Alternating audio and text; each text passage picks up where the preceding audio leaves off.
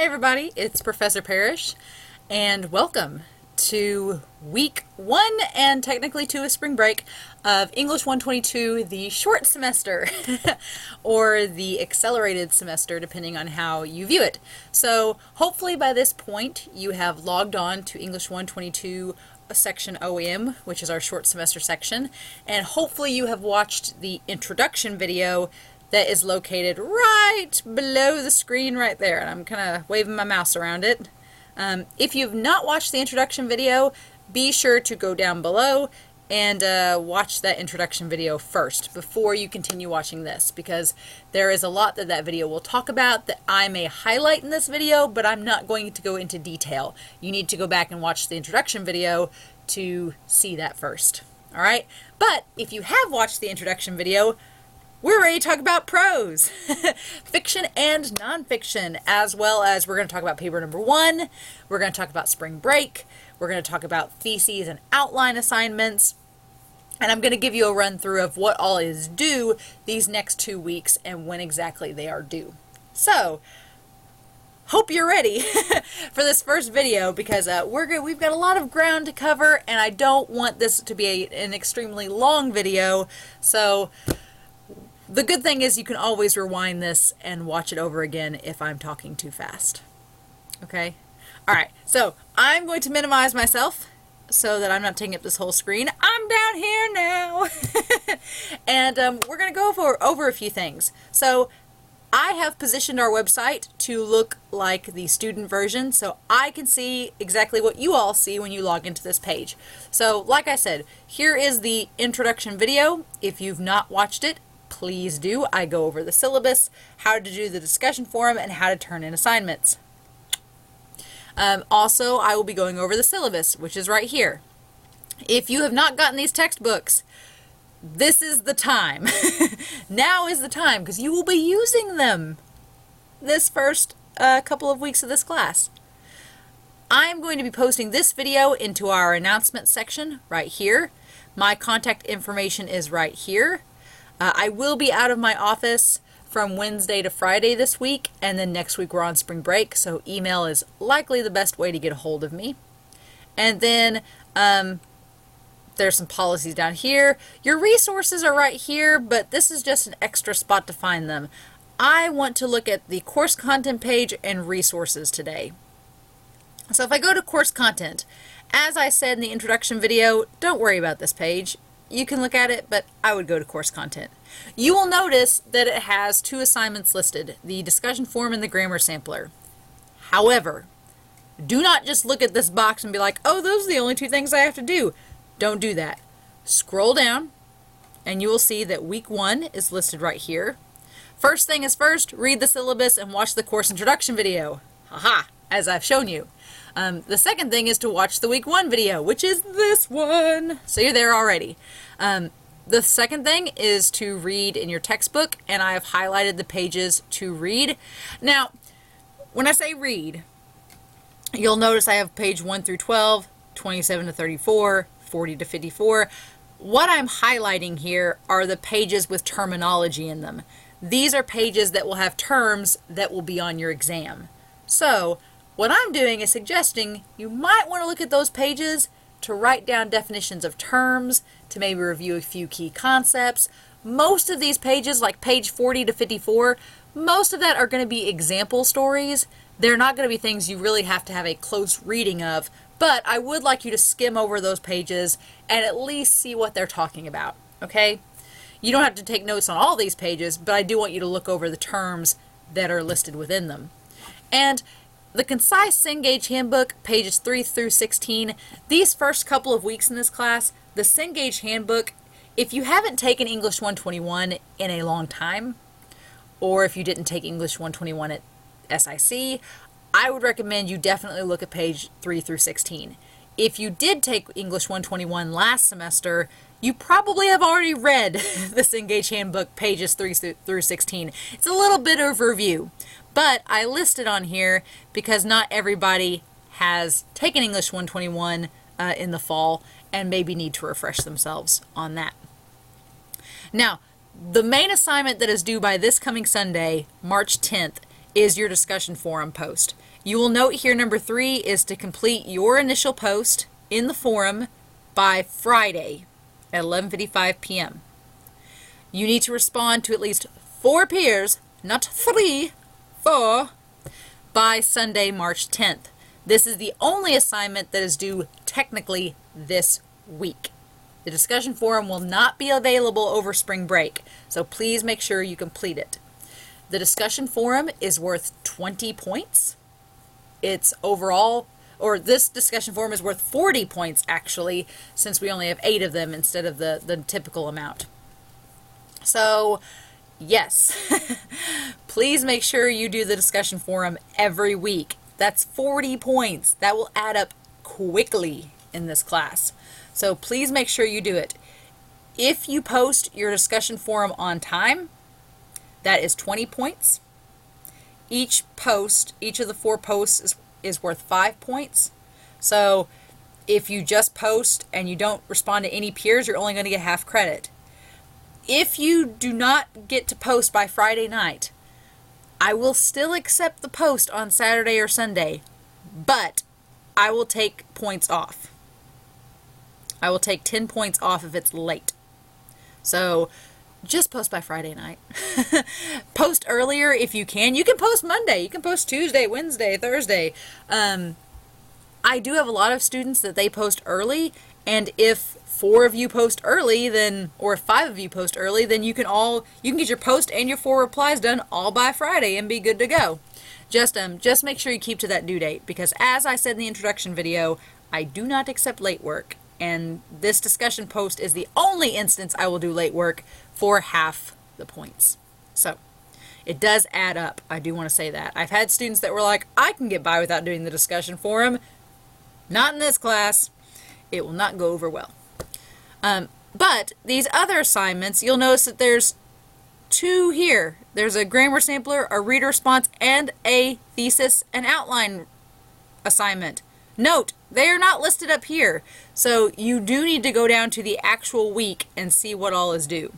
So the grammar sampler, the reading response, which is an assignment out of our Discovering Literature textbook, so make sure you've got that, and the thesis and outline assignment, these 3 are all due by March 17th. So you do have a little bit of extra time to complete these 3 assignments. Now, as I said in the introduction video, during spring break from March 11th to March 13th, there will be an upgrade to MySIC. There will be an upgrade so you won't be able to access MySIC or your course during that week. Please make note of that. So you can try to submit all of these assignments before spring break starts, or you can at least do the discussion forum, and then once MySIC is back online, hopefully by Wednesday, March 13th or Thursday, March 14th, you can get online and submit the other assignments. Just don't forget about it. If I were a student in this class, even though it would kind of take a little bit of time, I would get everything done before the 10th so that I could enjoy my spring break and not have to worry about anything. But that's me. And not everybody wants to do that. So you do have until March 17th to do these 3 assignments. The discussion forum, though, does need to be done by the 10th. Because I want to get to know you guys. The initial discussion forum is talking about who you are. And I want to learn more about you before we go any further in the class. So just be sure you get that assignment done. You'll notice that there are drop boxes here for each of the assignments. The discussion forum, it will take you to the actual discussion forum page to complete it. And I talk about this in our introduction video, so please make sure you watch that. Once you've completed each of these assignments, this little box will check mark itself, showing you that you have completed the assignment, which is nice. It's a good way to keep track of if you've done it or not. For example, this thesis and outline assignment, there's the introduction, and we'll go over the guidelines for paper 1 here in a minute, but you can upload your thesis and outline assignment here by clicking the upload button. You can click choose file. Now, here's the one thing that's a little bit different, because normally, like if we attach a file to an email, you click this button and it automatically shows what's on your computer and you select from that, right? This online class works a little bit different. Watch what happens when I click choose file. It won't select from my computer. Instead, it selects from this pool of files I've uploaded to my SIC. So it's kind of cool because basically anything you upload to your online class will save in this box. So you can always go back and reference it. If your computer crashes, or if you lose a file or you accidentally delete it on your computer, as long as you've at one point uploaded it to my SIC, it will stay up here. Like you'll notice there's some stuff from 2016 on here. It stays pretty much there for as long as you need it to. But if I want to upload from my actual computer, I will click this upload button and it will let me pick a file from the computer. And then once I do that, I'll just pick this. I'll click open. It will say 100% and it'll show it right there. It's now saved to my SIC files. I will click insert. It'll show the file name and I'll do add file. And now notice that I have it saved. So it is saved there. And I can click this turn in the assignment. Voila! It's been submitted and it's not graded yet. And it will tell you this homework has been turned in, so you can no longer add or edit files. So once you turn in a file, you can't add or edit it. So please make sure that you label your files very specifically and that you pick the correct file before you turn it in. Now I can always click here and it'll pull it up for me and show me what it is, right? But if you accidentally submit the wrong file, just send me an email and say, hey, Miss Parish, I meant to upload my thesis statement and I uploaded my grammar assignment instead. Help! And I will go in and I will reopen the Dropbox for you. Just let me know in advance. Don't wait till 11 o'clock on a Sunday night when it's due in an hour and be like, Miss Parish, I'm probably asleep. So just let me know ahead of time and just double check once you upload it and make sure it's the right one. If you give me plenty of time to know ahead of time, I'm pretty good about opening back up. Not a big issue. Okay, and now you'll see when I go here, aha, it's checkmarked. It shows that it is submitted and now it's awaiting grade. And once it's graded, it will show you what you made on that assignment. Online classes are awesome, right? Instant gratification. So basically you want to have all 4 of these completed by the 17th, but this first one needs to be done by the 10th. And then you'll notice for spring break, we don't have any homework. I mean, you can wait and work on the other assignments and turn them in these drop boxes, or you can go ahead and do it and have it out of the way. Your choice. All right, so our resources for week 1. There's quite a few things here. The syllabus I go over in the introduction video, so don't worry about it. We go over it in that video, just make sure to watch it. Our MLA presentation. I list this here because we will be using MLA in this class. We will not be using it technically for this first paper. So you can go ahead and look at this if you like, if you want to, but you don't have to look at it yet. I just always put it in week 1 so that it's easy to access whenever a student needs to go find it. They don't have to dig through all of these files down here. They can just go and there it is. But in this video, we are going to look at the paper 1 guidelines, the thesis and outline guidelines, and fiction chapters 1 through 4. Like I said, I'm going to try to make this not an hour long. All right, so let's go over paper 1 guidelines first. We are writing about prose, which can be fiction, nonfiction, creative fiction, you name it. So in this presentation I'm going to go over in this video, we're going to talk about the elements of, I say the elements of fiction, but it could be nonfiction, prose, whatever. The idea is that you are creating a paper that talks about short stories, about fiction, about nonfiction, about the elements of prose. Now, when I was in college, I did not like when my teachers chose what I wrote about. I felt it wasn't creative. I felt stifled. They'd be like, write about pandas. And I would say, I don't like pandas. I don't want to write about them.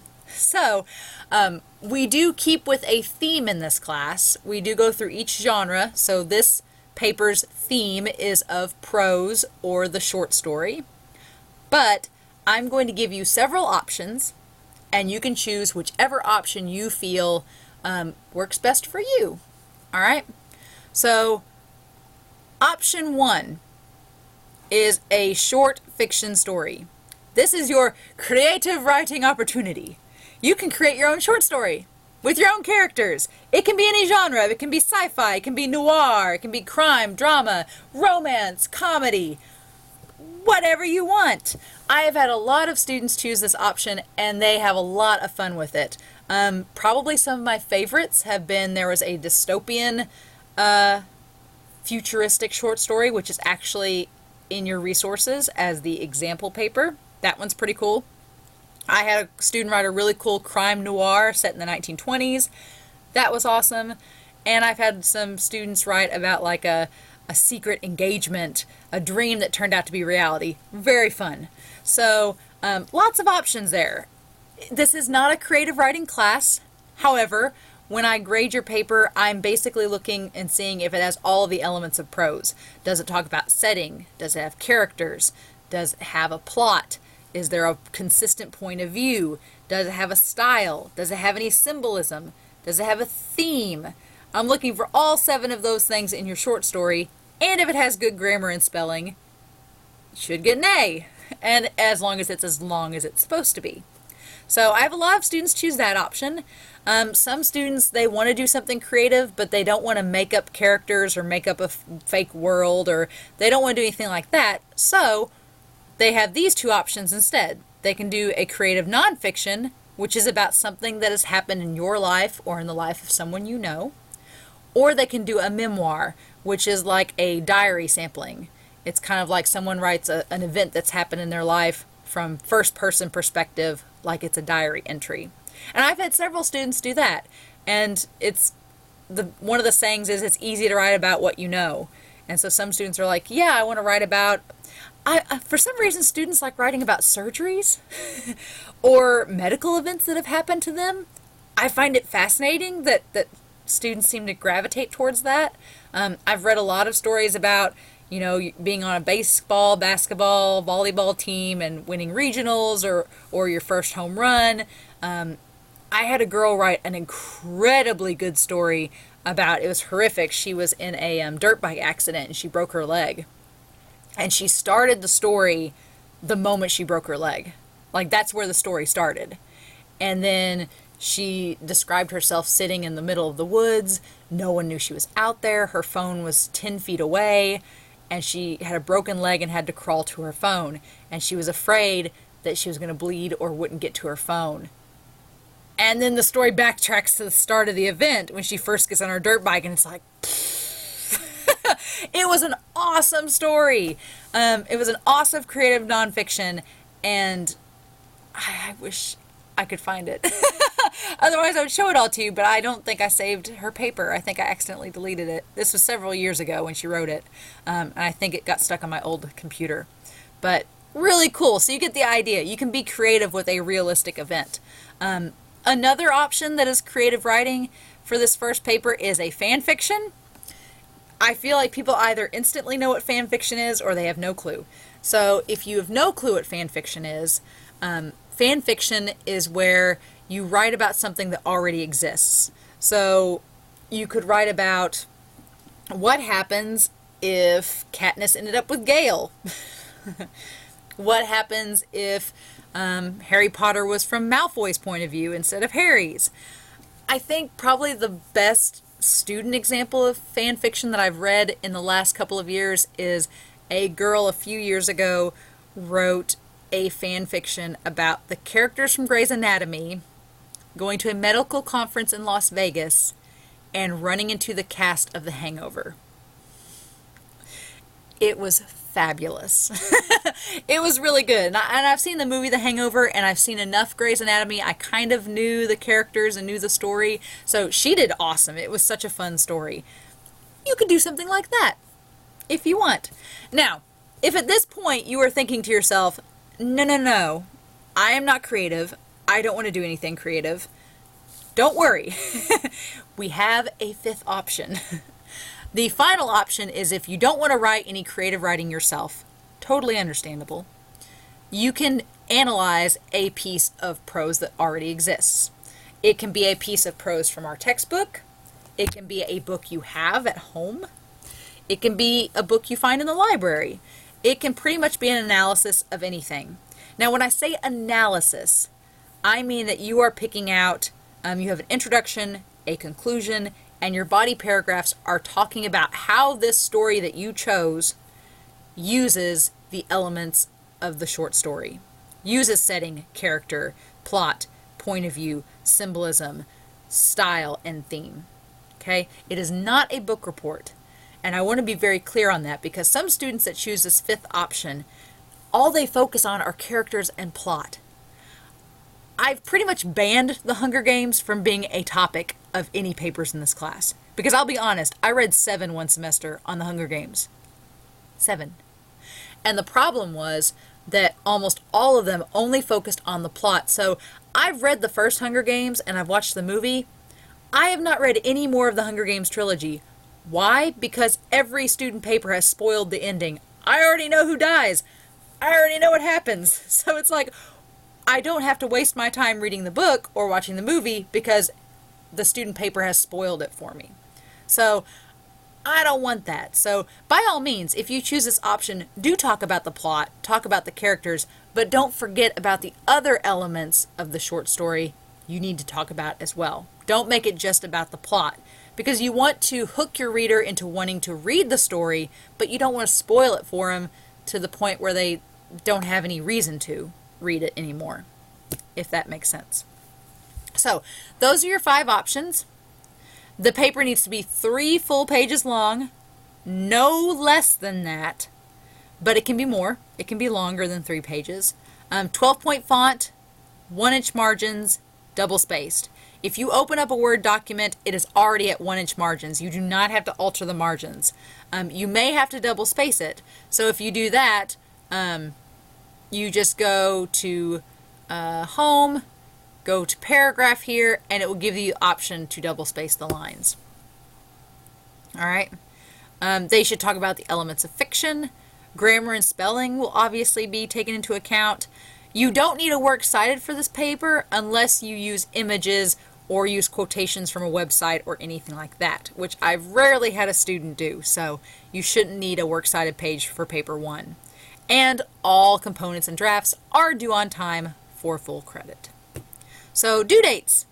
Note, no late submissions. Everything is due on time. I don't take late work, and I feel like I preached enough about that in the introduction video, so if you want to hear more about that, go watch the introduction video.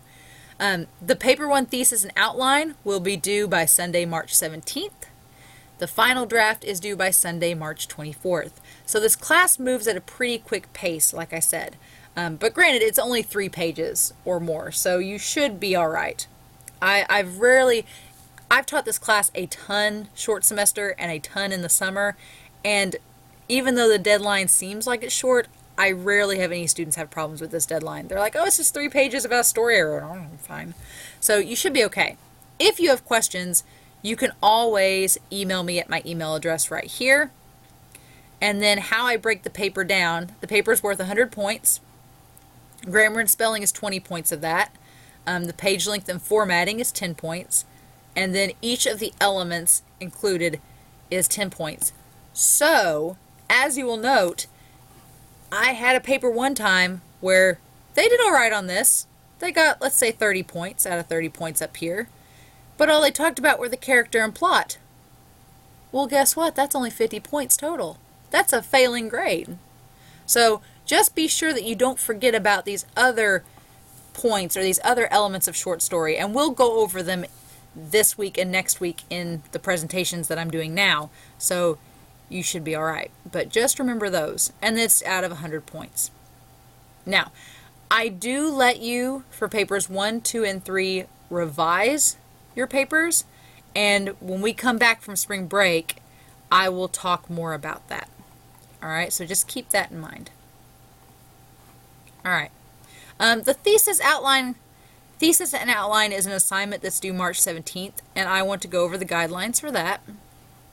So, what you'll do for this assignment for paper 1, we do a thesis and outline assignment for each of your papers in this class.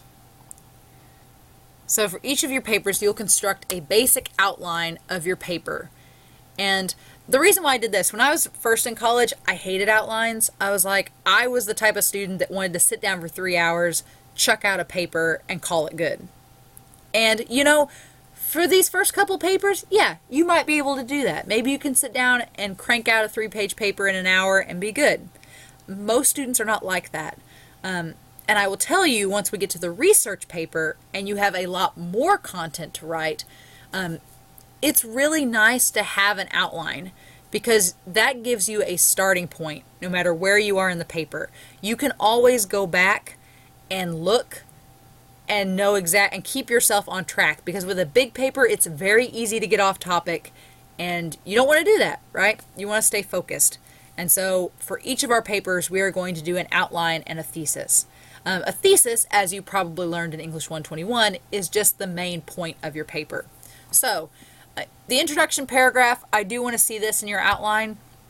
There should be an attention getter that draws the reader's attention, your thesis statement, which is the topic of your paper, and the points or the things you will talk about throughout your paper. I want those listed.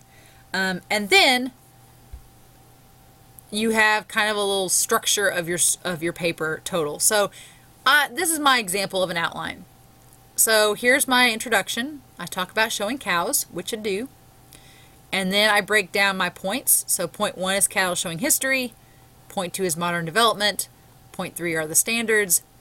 Point 4, or 5 in this case, because the introduction is point 1, is progress. And then I have my conclusion. And I've noted that it's in development.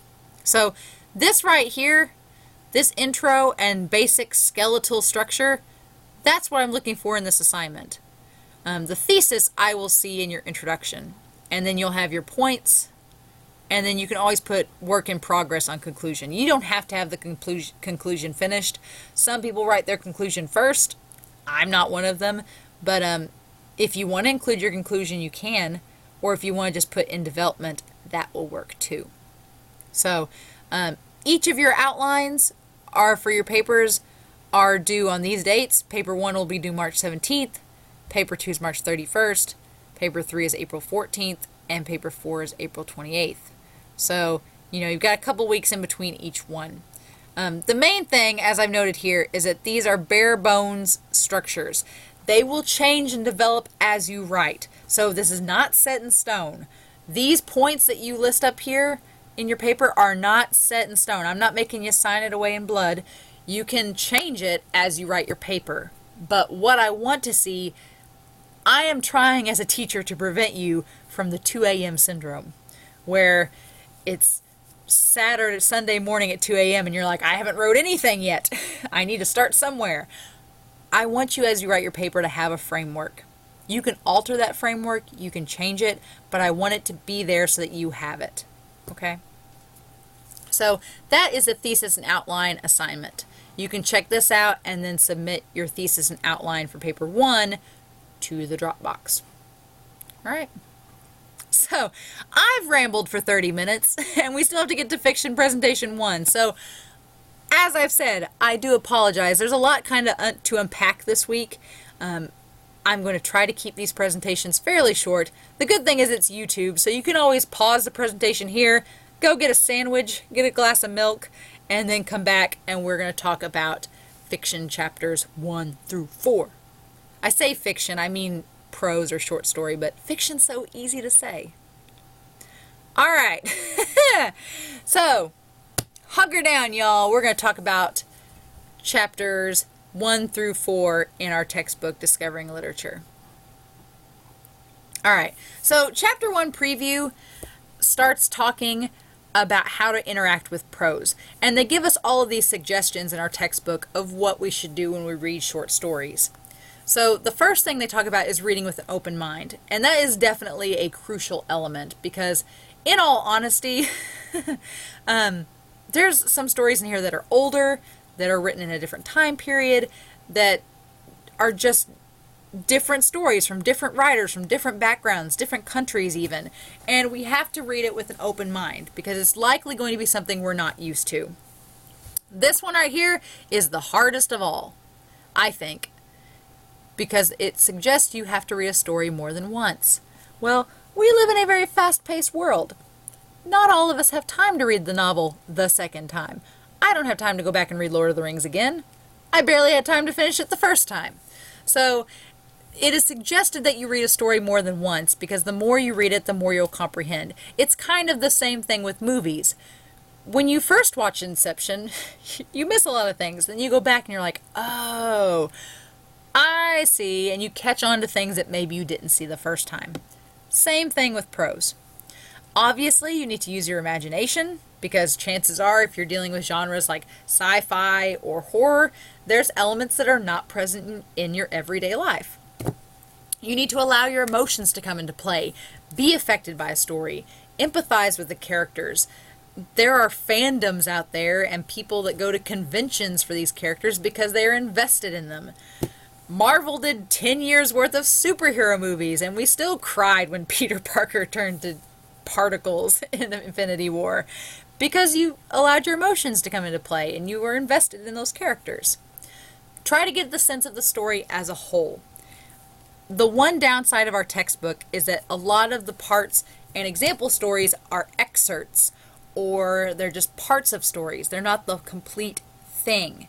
So you have to keep in mind that some of these stories, it will list before you read it that it's just part of a larger story. So if you're like, well, that ended weird, or, well, that didn't make sense, it could be because we're not seeing the whole picture. Think about your reactions. Why did you react to something some way? Why did it affect you a certain way? Why do you feel this certain way about characters? What does that say about you? And then obviously talk with other readers.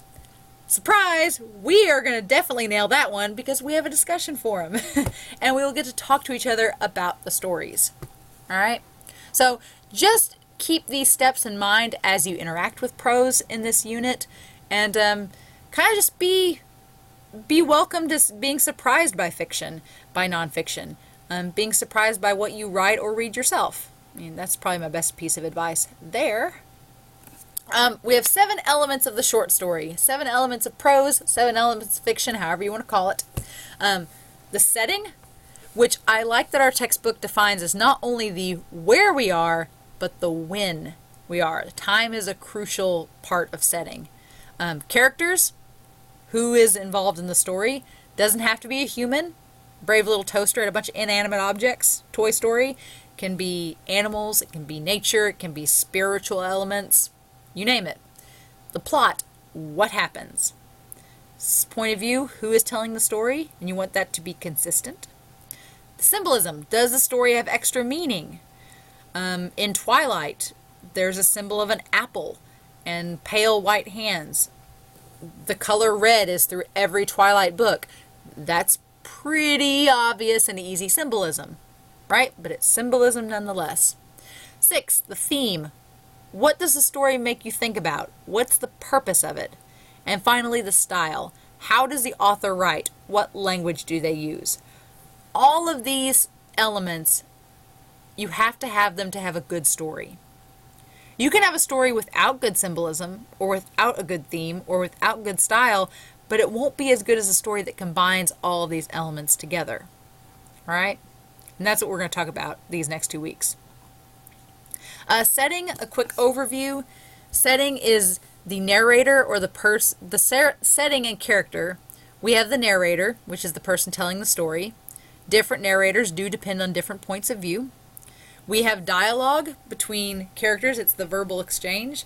In one of my creative writing classes in college, it was actually a poetry class, my professor told us that the best way to write convincing dialogue is to go to a coffee shop, go to a restaurant, someplace in public that has tables or somewhere where people can sit down and chat to one another and eavesdrop on their conversations. That was actually one of our assignments, was to go to a local coffee shop and eavesdrop. It was kind of creepy, to be honest, and it was really awkward at first, But I will be honest, I learned so much about writing dialogue just because how we talk in real life doesn't always match how characters talk in books. I think one of Stephen King's biggest criticisms as an author is that oftentimes his dialogue doesn't sound natural. It sounds like something an author would write. For example, she turned to him, her face tense. "What do you want?" He seemed surprised. "Don't you know who I am?" "I do, but I don't know why you're here." Like the use of contractions, the use of short, choppy sentences, of repetition. I mean, that's how we really talk in our culture, in American culture. I don't say, "Why, hello, students. How are you on this good, fine morning?" I'm like, "Hey, what's up?" And it's very true. And a good writer will know that. But in all honesty, go in public sometime, have your notepad on you or your phone, and just jot down the conversation and see how natural it sounds or how different it sounds than what you normally see in a book. It's interesting. An overview of plot and point of view. Suspense holds our attention through mystery and intrigue.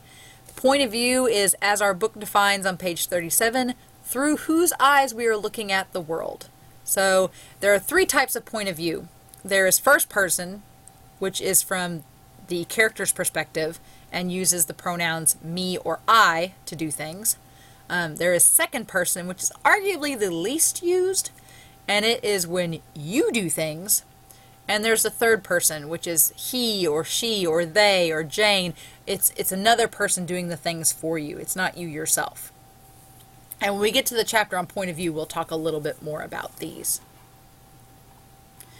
Symbolism, meaning beyond itself. Colors, names, mythology, all of these can have extra meaning. And we'll definitely dive into symbolism in the next couple of chapters. Theme, what does a story mean as a whole? Texture is a web of details, such as dialogue or using elements of fiction. It makes a story richer, essentially. And then we have what first impressions are versus running commentary. So these last 2 terms are when, as you're reading a story, you can either do 2 things. I've reviewed TV shows in my spare time. I have a blog where I review TV shows and movies. And sometimes I do a first impression and sometimes I do a running commentary. So the difference is, first impressions is when you sit there and you watch a movie or watch an episode of a TV show in its entirety, and then you put down your thoughts. And there's pros and cons to these. The pros to a first impression review is that you get to soak in the entire story and then write down after it's finished. The downside of that is that you may forget details throughout the story, and you may forget something you wanted to bring up at the end because you forgot it. The other type of review is called a running commentary. So rather than just sit there and watch the whole thing and then review, which is first impression, a running commentary is as you are watching, you are making notes and observations. So the positive is you won't forget anything because you're writing it down as you think of it. The downside is that you can get so focused on writing and taking notes that you may miss something in the actual story, or you may miss something in the movie. So there's pros and cons. I typically like doing, I like doing both first impressions and running commentary. I think if I'm doing a movie or reading a longer story, I would rather do running commentary because I'm afraid I'll forget something. But if I'm watching like an episode of TV show and reviewing it, or reading a short story, then I'll do first impressions because I'm not worried about forgetting something. But everybody has their own preference as to which they like better. Our book talks about types of brainstorming. I'm going to be honest, I'm a lister. I don't like clustering, and I'm not a capsule portrait person. I'd rather just make a list of things to do and just check it off as I go. But some people do like clustering. Page 53 has a pretty cool example of clustering in our book. The capsule portrait is a nice exercise if you're trying to create characters for your short stories.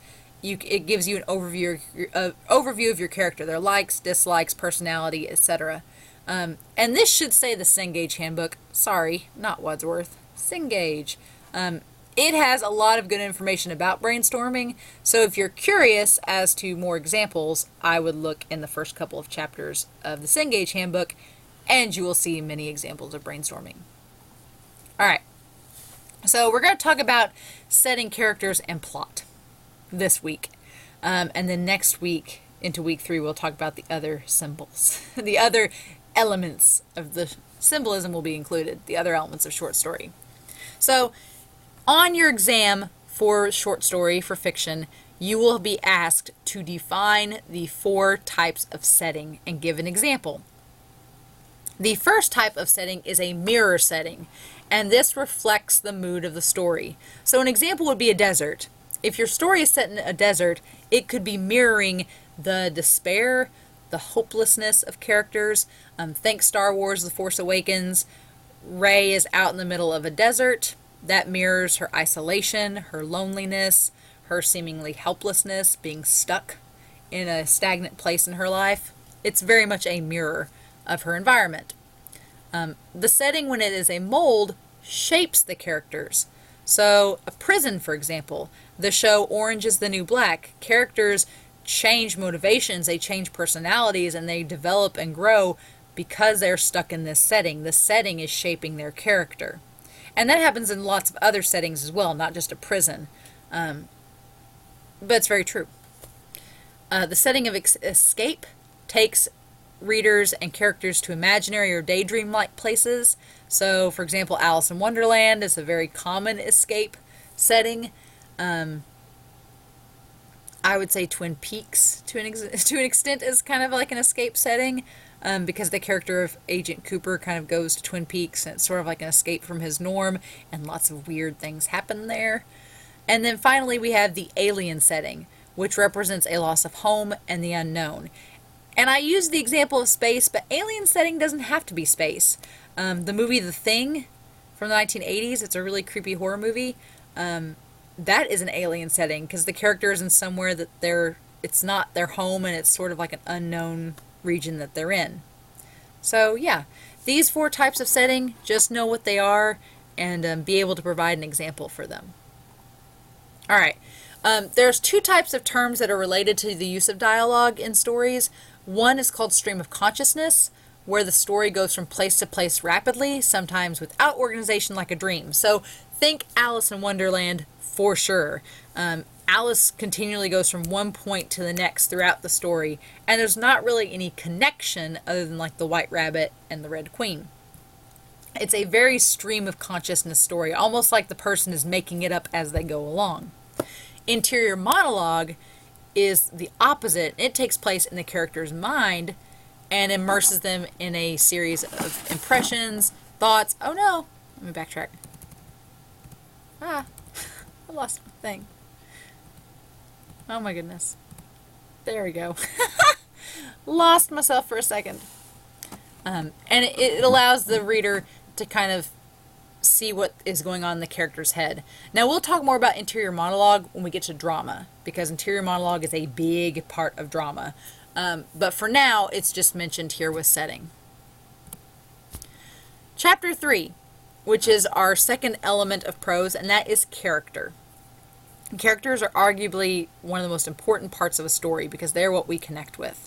There are round characters and there are flat characters. A round character is 3-dimensional.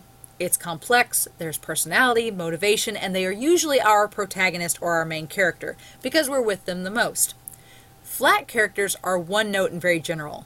Oftentimes, flat characters are in the background, they're support characters. We don't follow them around as much. We don't learn as much about them.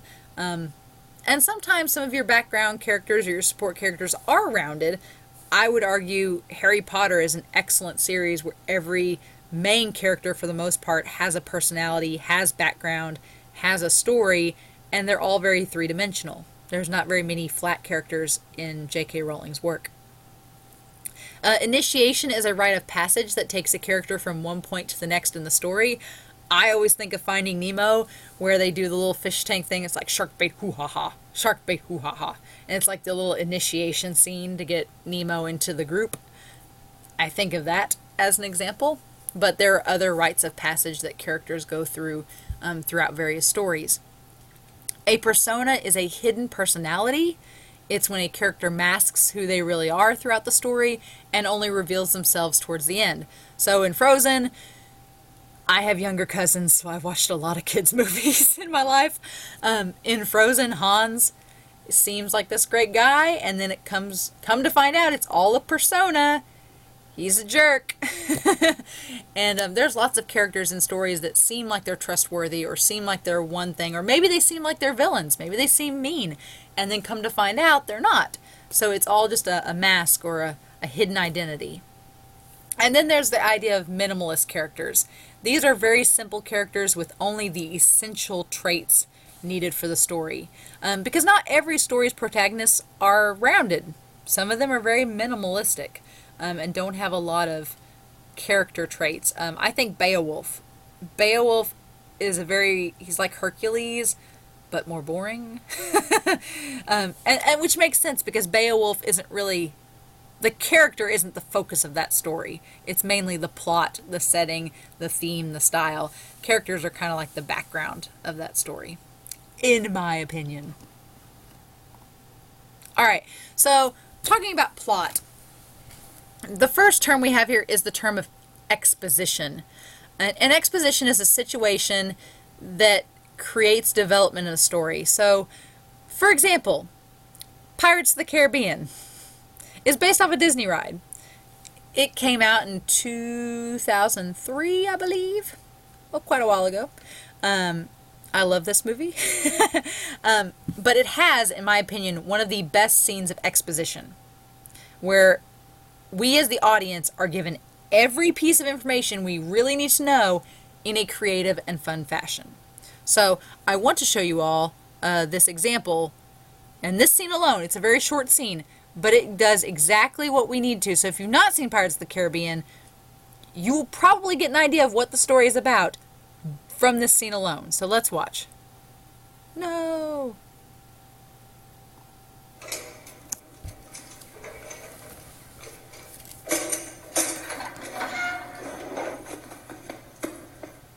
You, Sparrow. Aye? You were familiar with that ship, the Black Pearl? I've heard of it. Where does it make berth? Where does it make berth? Have you not heard the story?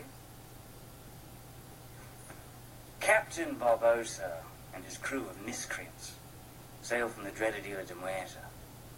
It's an island that cannot be found except by those who already know where it is. The ship's real enough. Therefore, its anchorage must be a real place. Where is it? Why ask me? Because you're a pirate. And you want to turn pirate yourself, is that it? Never. They took Miss Swan.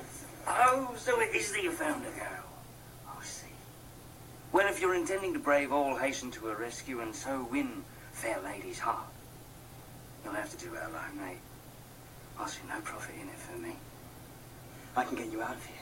How's that? The keys run off. I helped build these cells. These are half-pin barrel hinges.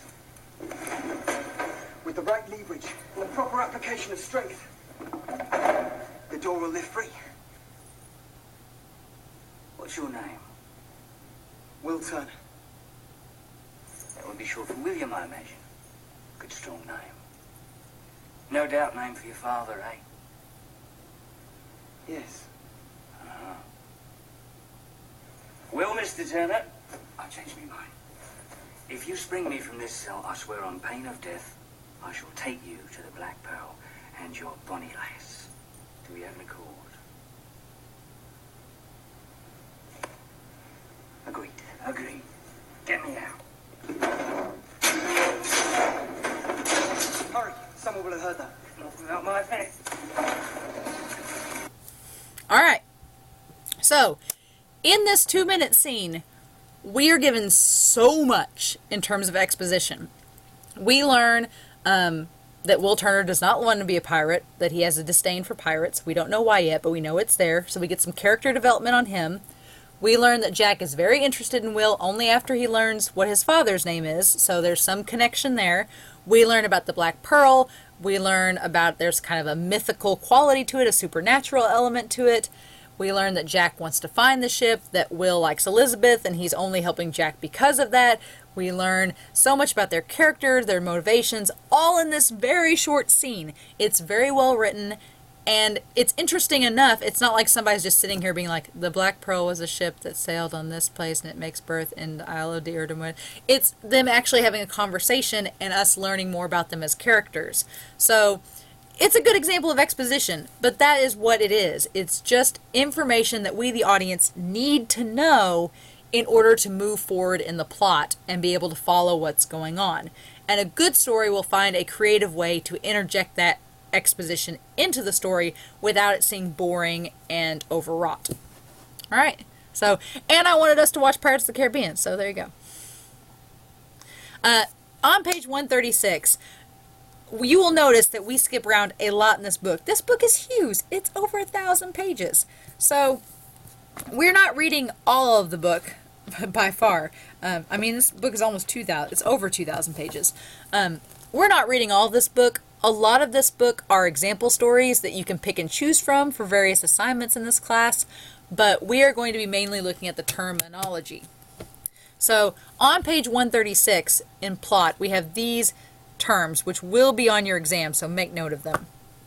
Protagonist, this is the main character of the story. Antagonist is the character keeping the protagonist from their goal. And I want to make note of that because one of your questions on your exam will ask, are the protagonists the good guys versus bad guys? The answer is no. Oftentimes that is the case, but not always. Megamind, the movie, Will Ferrell's character is the villain, but he's the protagonist. Suicide Squad, your protagonists are technically bad guys, but they're still the protagonists. Your antagonist is the character or the force or being or whatever that's keeping the protagonist from accomplishing their goal. So it's not good guy versus bad guy, it's main character versus obstacle, essentially.